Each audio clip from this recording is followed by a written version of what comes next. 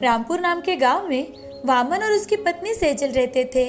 उनके दो बच्चे थे, राजीव और रीना। वो लोग बहुत ही गरीब थे।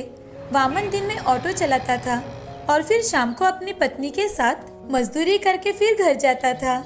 वामन के दोनों बच्चे पढ़ाई में बहुत तेज थे और उसकी पत्नी बहुत स्वादिष्ट खाना बनाती थी।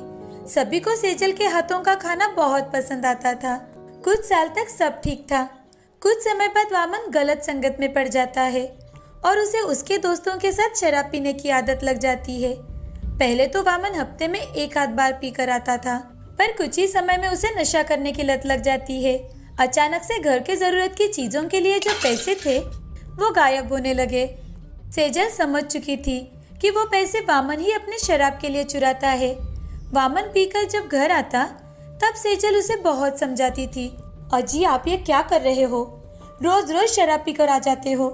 इससे बच्चों पर क्या असर होगा? क्या आपने कभी सोचा है? अगले महीने राजू और रीना की स्कूल की फीस भी भरनी है। आप कृपा करके पीना छोड़ दीजिए। ये आपके स्वास्थ्य के लिए बिल्कुल अच्छा नहीं है।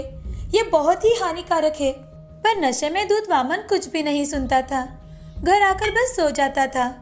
एक दिन वामन देर रात दारू पीकर घर लौट रहा था तो उसे रात के अंधेरे में सामने से ट्रक आता हुआ दिखाई ही नहीं देता और उसके ऑटो का एक्सीडेंट हो जाता है।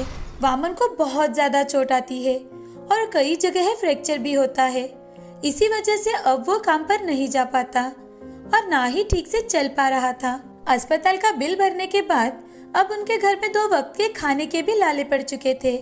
सेजल अब सोचने लगी कि वो मजदूरी के अलावा और क्या काम कर सकती है जिससे उन्हें कुछ थोड़े पैसे मिल जाए।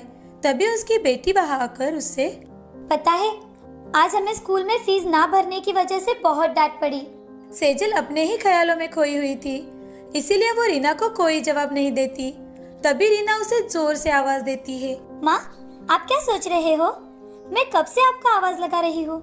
कुछ नहीं बेटी, तुम कुछ कह रही थी, बोलो ना, क्या हुआ? अब मैं बच्ची नहीं रही माँ। पहले तुम ये बताओ क्या हुआ है और तुम क्या सोच रही थी। तुम्हें पता है ना बेटी, तुम्हारे पापा अब कोई काम नहीं कर पाते, तो मैं सोच रही थी कि कुछ समय के लिए जब तक वो ठीक नहीं होते तब तक कोई छोटा मोटा काम कर लूं, जिससे थोड़े पैसे भी मिल जाएंगे और मैं तुम्हारी स्कूल की फीस भी भर पाऊंगी। माँ, मेरे पास एक आइडिया है। आप तो बहुत ही अच्छा खाना बनाती हो। क्यों ना हम एक छोटा सा ठेला लगाए और आप पाव भाजी, छोले भटूरे ऐसे व्यंजन बनाकर उसे लोगों को खिलाओ। मैं जानती हूँ सभी लोगों को आपके हाथों से बने हुए सभी पदार्थ बहुत पसंद आएंगे। सेजल को यह आइडिया बहुत पसंद आता है और वो अगले दिन ही बाजार में एक छोटी सी रेडी लगाकर चीजें बेचने लगती है।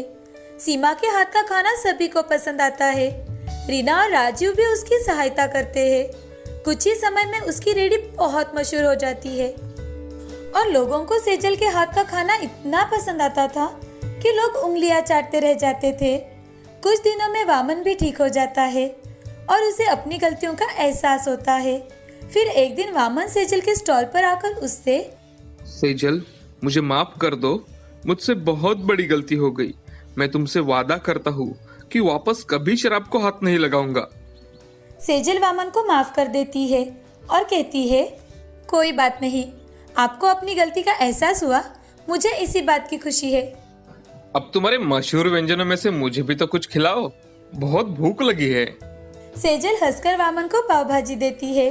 उस दिन के बाद वामन ने कभी भी शराब को हाथ नहीं लगाया और सेजल का वो छोटा सा ठेला उसके अच्छे स्वाद के कारण अब एक होटल में तब्दील हो चुका था और दिन ब दिन सेजल अपने व्यापार को नई ऊंचाई पर लेकर जाने की कोशिश करने लगी। वामन और उसका परिवार अब एक अच्छा जीवन बिताने लगा। आज वामन और उसके परिवार के पास पैसे भी है और सब अपने जीवन को अच्छी तरह से जी रहे हैं। शायद हमारी अच्छी सोच ही सब कुछ कर सकती है। अगर हम कुछ मन में ठान ले तो शायद हम अपना जीवन बदल सकते हैं। जीवन बदलने के लिए सिर्फ मेहनत की जरूरत होती है। मेहनत और लगन के बाद ही कुछ हो सकता है। इसीलिए अगर आपको अपना जीवन बदलना है तो मेहनत करते रहिए।